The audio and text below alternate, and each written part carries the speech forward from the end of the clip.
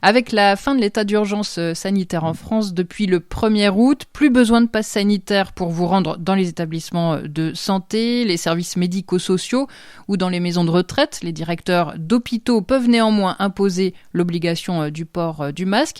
C'est la fin des restrictions des libertés, près de 2 ans après le début de la crise de la Covid-19, mais toujours pas de réintégration des soignants non vaccinés.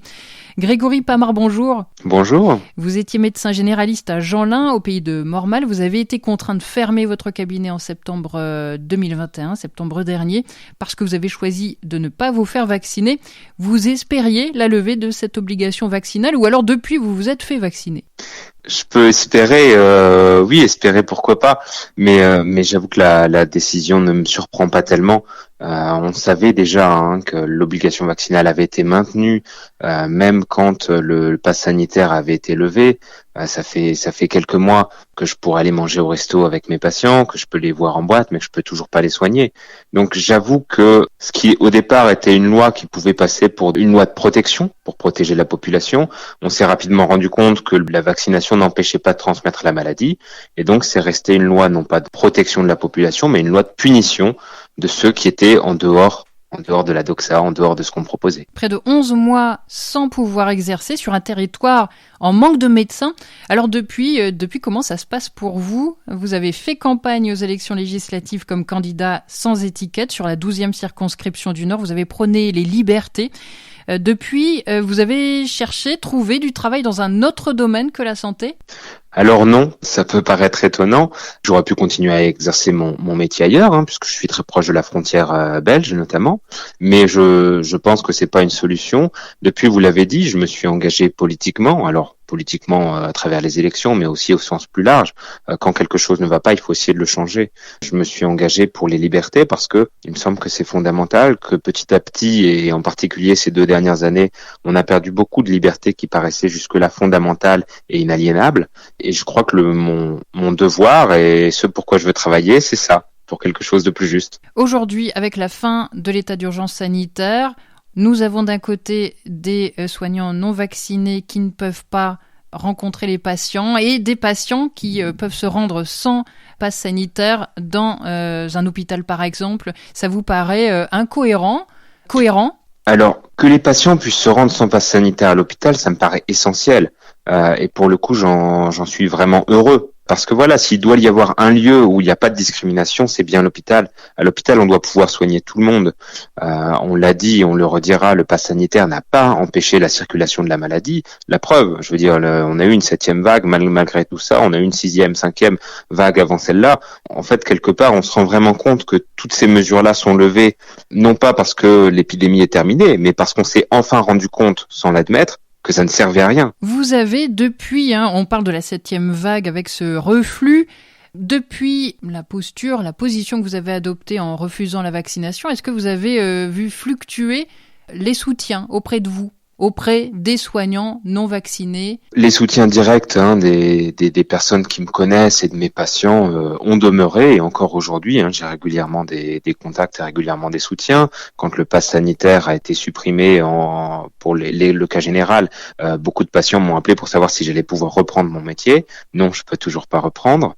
Après, je veux dire, voilà, aujourd'hui, il y a quelque chose qui est assez clair, c'est que dans la population, beaucoup ne sont pas prêts à faire une 4e dose. Donc, est-ce que c'est ça un soutien? Est-ce que c'est ça le sens de votre question? Je pense qu'aujourd'hui, beaucoup de personnes se rendent compte mais que ma position était peut-être pas tellement farfelue et qu'en tout cas, ce que je proposais il y a 1 an, mais ça, c'est de plus en plus d'actualité. Vous avez des soutiens des professionnels de santé? Oui. Aussi, soit des gens qui partagent mes points de vue, mais à la limite, peu importe qu'ils les partagent ou pas.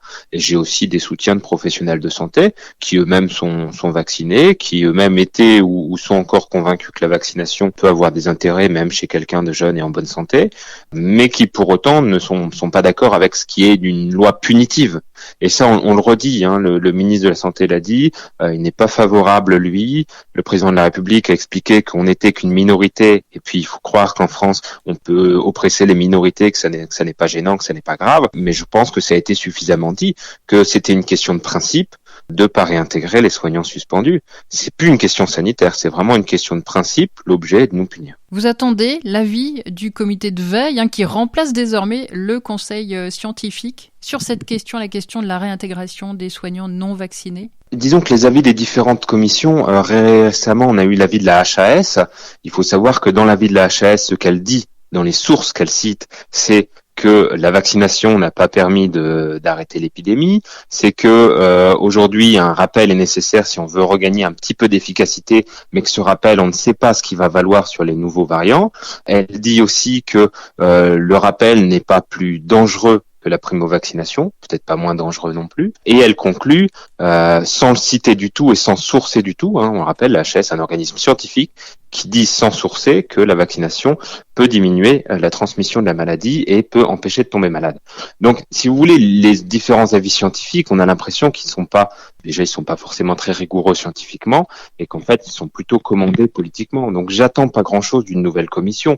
Quand on voit le bilan du professeur Delfraissy qui nous dit qu'il a probablement été instrumentalisé, à peu de choses près, ces mots sont ceux-là. Je crois qu'on comprend bien aujourd'hui qu'une énième commission qui sera finalement plus politique que scientifique ne changera rien au problème, ne changera rien à cette crise, puisque cette crise, encore une fois, elle est politique, elle n'est pas sanitaire. Quels sont vos projets aujourd'hui ? Le projet, c'est continuer.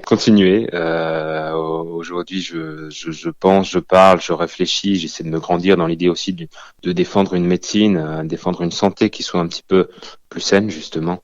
Une santé où chaque individu doit aller devenir acteur de sa propre santé. Ce qu'on appelle la santé intégrative aussi, c'est de rajouter à la médecine aussi tout ce qu'il y a autour, tout ce qu'on découvre sur l'être humain. Donc aujourd'hui, voilà, mes projets ils sont là. Politiquement, bien sûr, défendre des libertés fondamentales, et puis dans mon métier de médecin, défendre une santé où le patient puisse être acteur, quoi. Apprendre au patient à prendre soin de lui-même, apprendre au patient non pas absolument à trouver des médicaments contre toutes les maladies, à refuser toute maladie, mais aussi à accepter et à vivre avec les maladies, et finalement à être en bonne santé. Merci Grégory Pamard. Je vous en prie.